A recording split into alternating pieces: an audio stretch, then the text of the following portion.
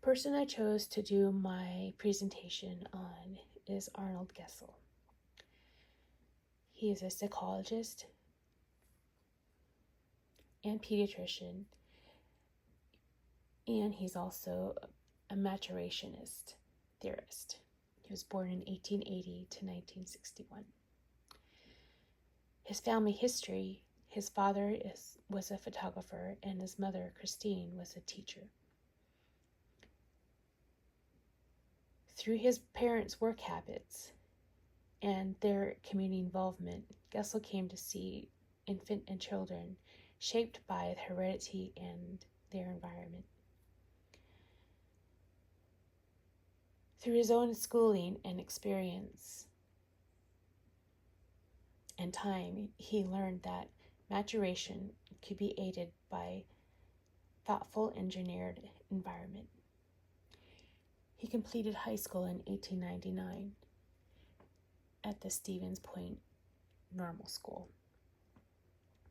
He became a champion debater at that school, where he went for 2 years. Gesell's influence is from the idea that he popularized the belief there is a timetable of child development, with each stage to be characterized by typical behaviors.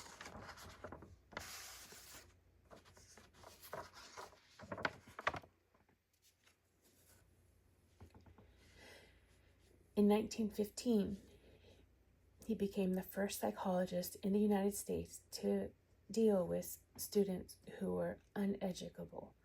This was also the birthplace for the mental hygiene movement.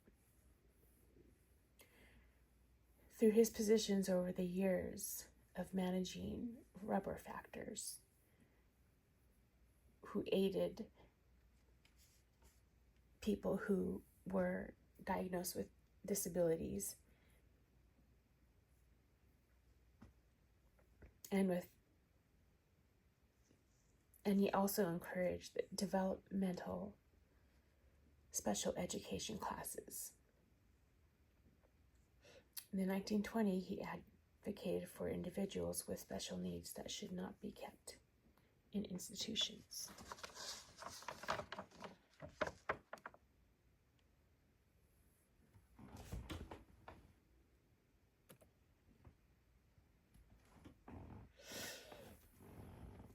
For the preschool and development education,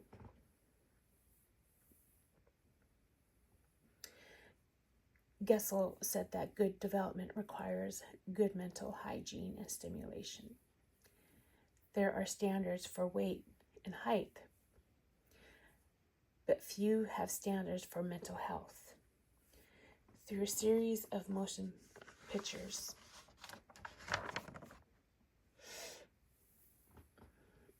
Gesell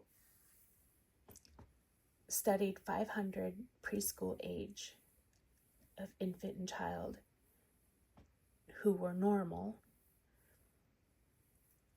and had them go through a series of lessons that documented with books.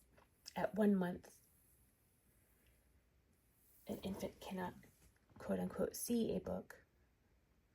4 months, cannot perceive a book. 6 months, baby can grasp a book or reach for a book. At 9 months, can bang a book. 12 months, tear out the pages. 18 months, can now scribble in a book.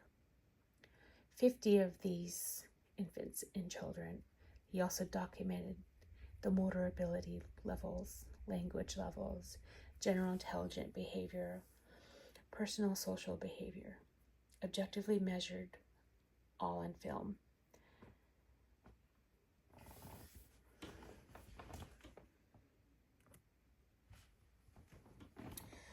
Although movies cannot make the essence of the mind visible on screen,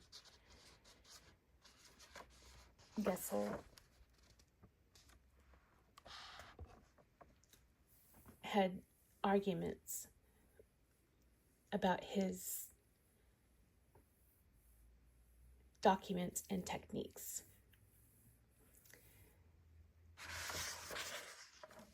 In the time of war, this period of childcare had gradually coming under some form of socialized educational control.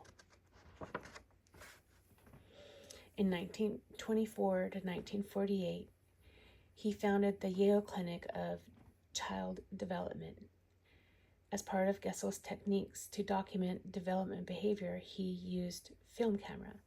Film was to capture the patterns of infant and child behavior. This made him popular, famous, and trusted. However, in 1885, a British psychologist named James Sully wanted to do the painstaking research to question Gesell's documentations with film, with great intellect to ensure that the films are unbiased and are in a well-controlled setting. In 1924, with help from a new reel production company called Pathé Review, he began his documentation of photography with children. First studied the mental deviations and defects in children as a starting point, then moved to 35mm Graflex photographs for a book called The Mental Growth of Preschool. In 1925, at this point in this research, his camera depicts stages of already presumed to be typical illustrations of normalcy.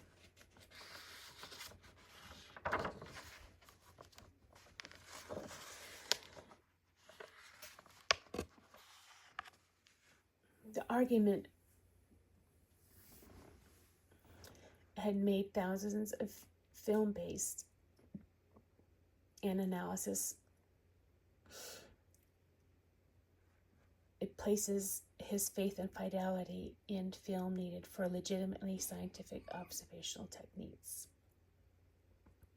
The same film is used to promote his brand of scientific child rearing. In such coherent, authentic, and measurable detail, the reaction patterns of infant and child become almost tangible as tissue. Film could be controlled by slowing down, speeding up. Each film would be documented in a way that was using motion pictures to scientifically film the mind or growth, visible and